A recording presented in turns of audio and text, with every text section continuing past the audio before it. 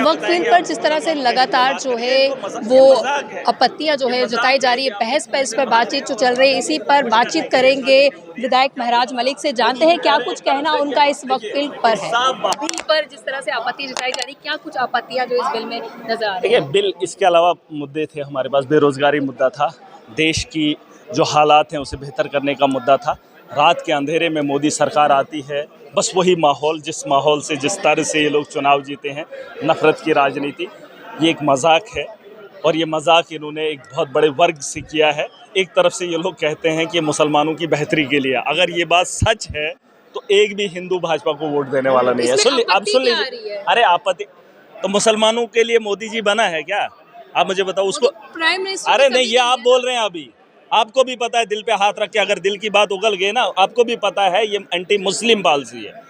और अगर ये आपको लगता है रात के अंधेरे में मुसलमानों के फायदे के लिए मोदी जी काम कर रहे हैं, तो आप भी उनके लिए नफरत का बाजार गर्म करेंगे, क्योंकि उनका एजेंडा क्लियर है, उनके मैनिफेस्टो, उनकी पॉलिसी साफ है कि एंटी मुस्लिम पॉलिसी लेकर आओ। मुफ्त में वोट मिल रहा है, धर्म के नाम पे आसान है वोट लेना, काम की बुनियाद पर तो ये लेंगे नहीं, क्योंकि उन्होंने काम करना ही नहीं।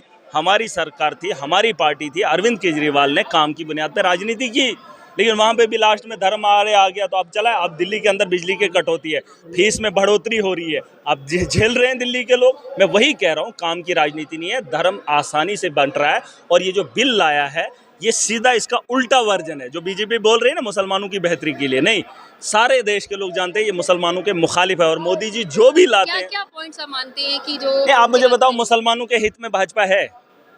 ये भाजपा भी जानती है, आप भी जानते हैं, मैं भी जानता हूँ। अब ये बोल में फ़र्क है, दुनिया को दिखाने के लिए नहीं, बल्कि खुद को अब ठीक है, इन्होंने मुसलमानों के लिए, अच्छा ठीक है, मैं वक्फ बिल को मानता हूँ, ठीक है, इसमें अमेंडमेंट लाई, इन्होंने बिल पास किया, ठीक है। अब हिंदुओं के लिए क्या ला रहे हैं?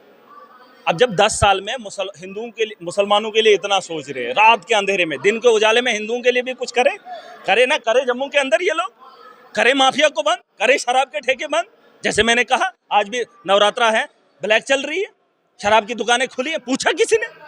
ये हिंदुओं की बेहतरी के लिए नहीं है? मंदिरों के शहर में शराब की दुकानें खोली, ठीक है, मुसलमानों की बेहतरी के लिए। और हिंदुओं की बेहतरी के लिए जम्मू में क्या किया? वही तो सवाल मैंने पूछा था, तब तो सब बढ़ गए थे आप लोग। नवरात्रा में त्यौहार नहीं है और इस त्यौहार में दुकानें खोलनी थी, इसमें स्मगलिंग करनी थी। क्या आपको नहीं पता कि शराब ब्लैक में बिक रही है दुकान पे? एक होता है ब्लैक, कोई उठा के बाहर खरीद रहा बेच रहा, वो दूसरी बात है। आप उसमें एक टैग है, आप शराब के टैग को गूगल कर लेना, वहां से वो टैग देख लेना, वो शराबी के ही नहीं है, वो डुप्लीकेट है। और मारने की पूरी तैयारी है। जो शराब ज्यादा बिकती है वो डुप्लीकेट है, और ये देख लीजिए।